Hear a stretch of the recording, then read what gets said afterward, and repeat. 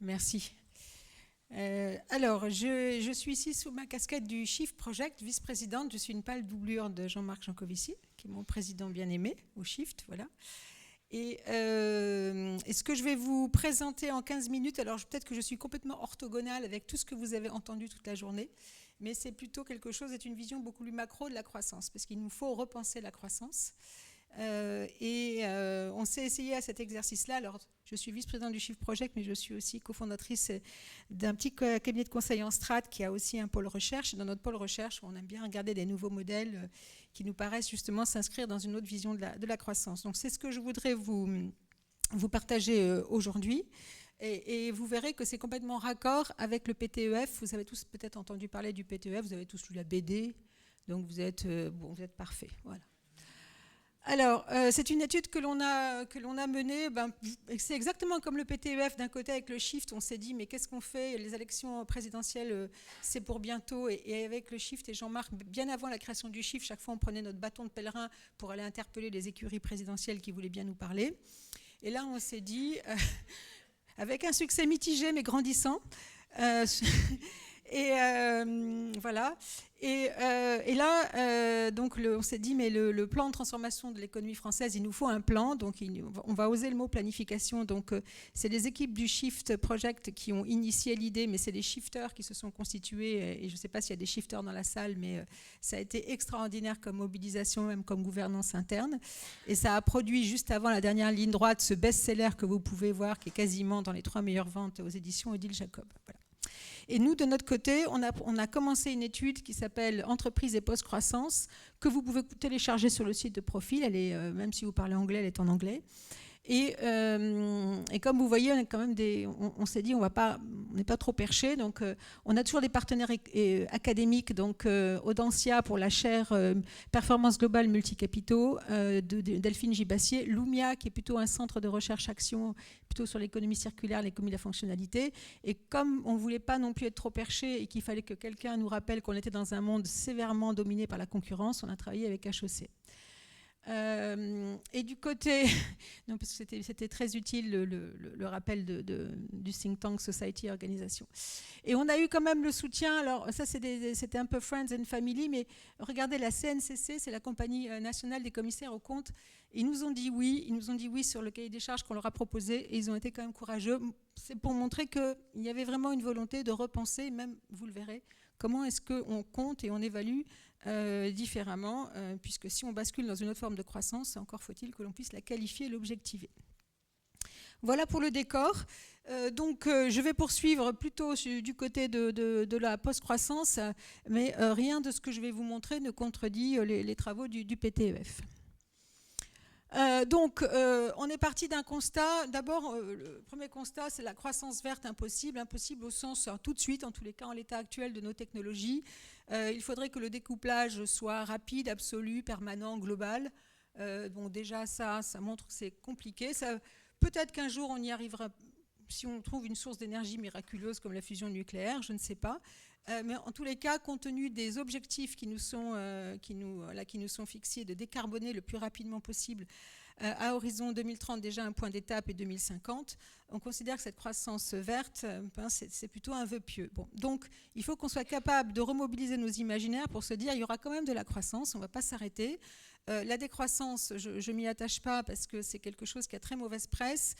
Enfin, on peut parler de sobriété. Mais au fond, nous, on a tenté le mot post-croissance pour se dire on a cette limite. Il n'y a pas que celle-là. Vous avez parlé du carbone, et on va parler du carbone, mais il y en a d'autres. On a cette impérieuse nécessité de décarboner.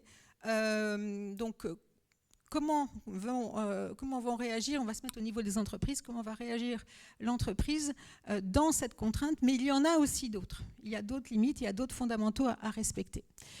Et puis, on a vraiment pris le parti d'être agnostique en matière de croissance, c'est-à-dire qu'on ne roule pas pour... un peu comme le Shift, d'ailleurs, on n'est pas partisan, même si d'aucuns considéraient que Jean-Marc est un peu nucléarophile. Alors, l'idée, c'était de se dire, qu'est-ce que ça donne si on veut réencastrer les entreprises dans un espace qui est écologiquement sûr et socialement juste? Et l'idée, c'est quand même de tenir les deux choses ensemble. Et ce n'est pas simple. Et ce n'est pas simple du tout.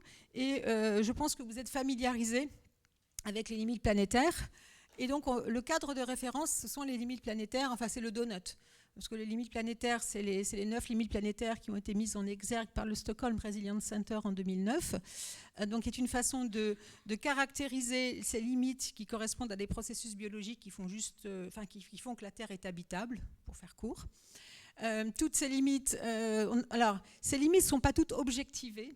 Il y a les référentiels, on est encore en recherche de référentiels pour certaines de ces limites, parce que quand c'est le changement climatique, on arrive, quand c'est le carbone, c'est une métrique, le carbone, c'est une langue, c'est une devise, donc c'est plus facile de se fixer la limite, le budget carbone, on sait ce qu'il ne faut pas dépasser, au risque donc d'aller vers une dérive dont on ne sait pas trop où elle va nous amener.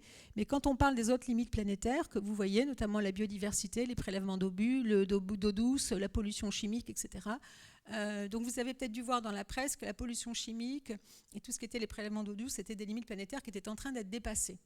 Mais il faut considérer que parfois, il y a des indicateurs manquants. Et en 2012, Kate Raworth, qui est une économiste anglaise, a rajouté les fameux planchers sociaux. Les planchers sociaux, c'est ce qu'on appelle les fondamentaux sociaux. C'est de dire c'est très bien de respecter les limites planétaires, mais encore faut-il que alors ça correspond un peu aux ODD en fait. Vous retrouvez les ODD à travers cette représentation. Donc tout ce qui relève de l'équité sociale, de vivre dans un pays qui vous assure un minimum d'éducation, un revenu décent, santé. Enfin voilà. Donc c'est tous les services essentiels. En fait, si vous regardez le donut, en fait si on fait très court, la post-croissance, c'est le maintien des communs. Voilà. Comment est-ce qu'on arrive à croître en maintenant ces communs ? Donc on a basculé dans cette économie du maintien des communs. Et à quoi ça ressemble ? Alors ça ressemble à quelque chose de forcément différent. Donc voilà ce qu'on propose en termes de définition. Donc c'est rendre ces activités soutenables sur le plan environnemental et social et économique, prospérité. Donc moi j'aime bien utiliser les mots habitabilité, qui est un peu le vocabulaire de Bruno Latour, le mot hospitalité, il faut quand même qu'on soit hospitaliers les uns avec les autres, parce qu'on est parfaitement capable de décarboner la planète en oubliant l'humain, il n'y a aucun problème, on a des technologies très, très puissantes où l'humain serait peut-être un peu une variable d'ajustement. Et puis, il ne faut pas oublier la variable, bien sûr, économique. On est bien dans une entreprise, mais là, je préfère parler de prospérité, ce qui revient, bien sûr, à un autre imaginaire qu'un imaginaire de croissance. Donc, nous, on a filé la métaphore antique. Enfin, c'est un peu la métaphore antique au sens où, pour ceux qui se souviennent de leur cours, peut-être de latin, de grec ou de philosophie, vous saviez que quand on franchissait le détroit de Gibraltar, eh bien, il y avait les colonnes d'Hercule, il y avait cette malédiction nec plus ultra. Il ne fallait pas s'avancer au-delà, pas au-delà. Et pas au-delà parce qu'on était voué à une mort certaine et probablement pas très agréable. Enfin, supposer que ce soit agréable de mourir. Mais on va couper ça. Donc on a filé la métaphore antique pour dire mais en fait on revient dans les limites, on refranchit et donc cette hybris qui nous a caractérisés et qui était encore à l'œuvre dans nos imaginaires parce qu'on est quand même toujours dans cet imaginaire-là. On va essayer de reconstruire un imaginaire dans lequel finalement limite n'est pas synonyme d'attrition, de regret, voire de regret ou d'abandon ou de punition. Mais être dans les limites, au contraire, c'est une formidable forme de soutènement et d'émancipation. Et dans ces limites, il y a énormément à faire, notamment maintenir les communs, croître en maintenant les communs. Donc on a filé cette métaphore-là en se disant, mais finalement, une entreprise qui s'engage dans la post-croissance, c'est d'abord un sujet de gouvernance, parce que c'est un choix qui relève d'un choix... comment moi, à la tête d'une entreprise, que ce soit dans les différents organes exécutifs de surveillance ou l'organe souverain qui est l'AG, les actionnaires, comment je décide d'orienter mon entreprise dans cette voie-là. Et il faut réellement que la décision soit prise à ce niveau-là. Après, bien sûr, c'est aligner le modèle économique. Et là, on voit que les entreprises dans certains secteurs, vous avez mentionné le marketing, je ne sais pas qui a mentionné le marketing, c'est vous. Effectivement, les entreprises qui sont dans des modèles économiques où c'est plutôt des machines de guerre marketing, c'est un peu plus compliqué que quand vous êtes dans des domaines qui sont déjà dans la santé, dans l'éducation, dans les énergies alternatives. Et puis, le dernier morceau qu'il faut craquer, et pas des moindres, c'est que si on a des modèles économiques qui sont contributifs et donc qui contribuent au maintien d'un ou plusieurs communs, comment on en crédite l'entreprise? Et aujourd'hui, c'est passionnant ce qui se joue sur la comptabilité, mais là, c'est encore à défricher.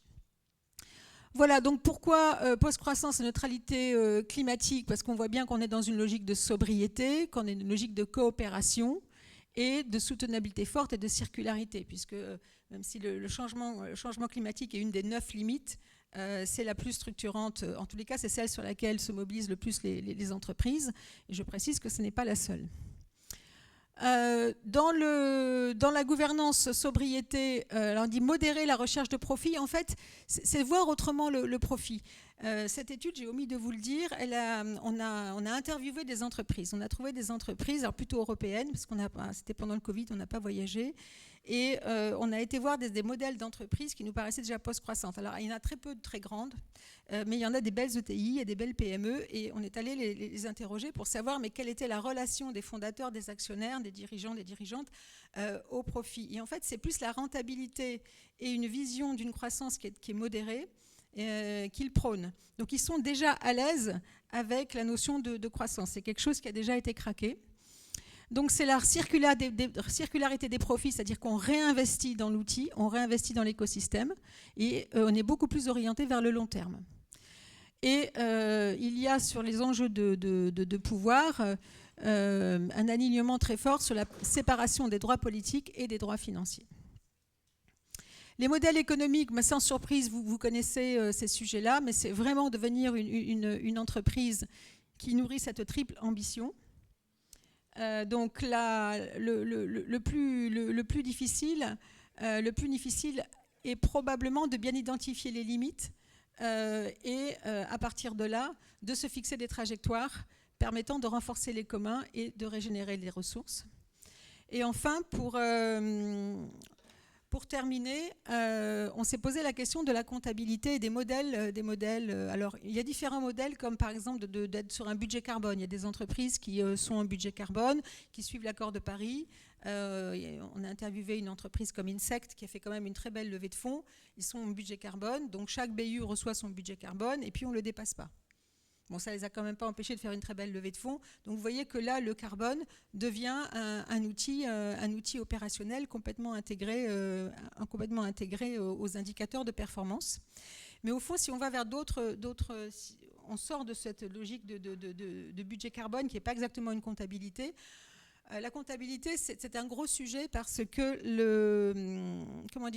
derrière la comptabilité, il y a des enjeux de comparabilité, il y a des enjeux d'interopérabilité, il y a des enjeux de sécurité économique. Donc personne ne peut bidouiller dans son coin sa petite comptabilité et puis se dire ça va se brancher sur une comptabilité générale et ça va le faire.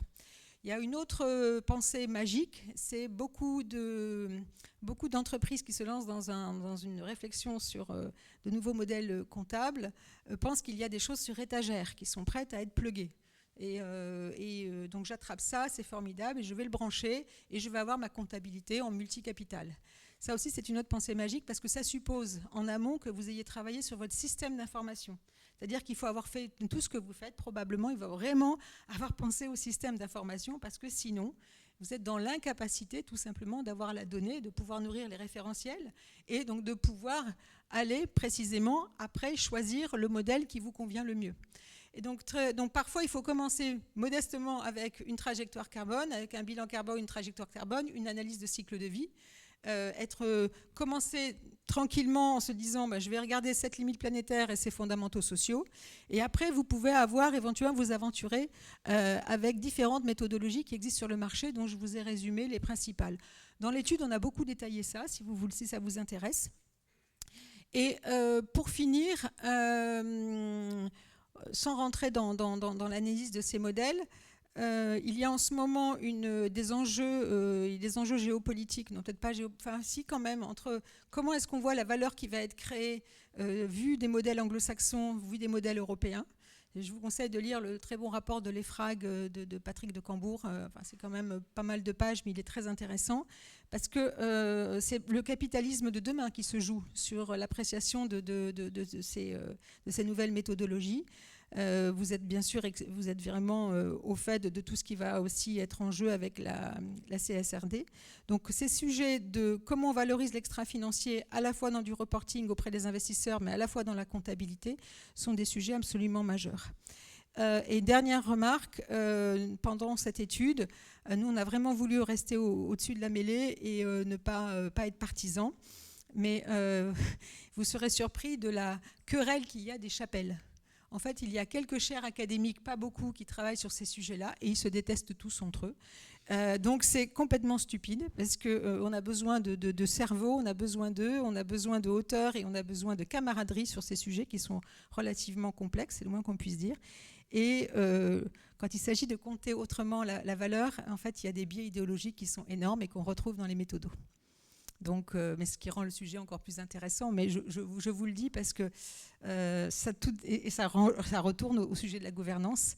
Donc, si ça vous va, vous pouvez embarquer l'idéologie qui vous convient le mieux quand vous êtes une petite PME et que ça le fait. Quand vous êtes une entreprise cotée à devoir rendre des comptes dans un univers mondialisé, ça le fait beaucoup moins. Voilà, donc j'ai fait 15 minutes parce que j'ai vraiment fait ça. Et je vous remercie. Voilà.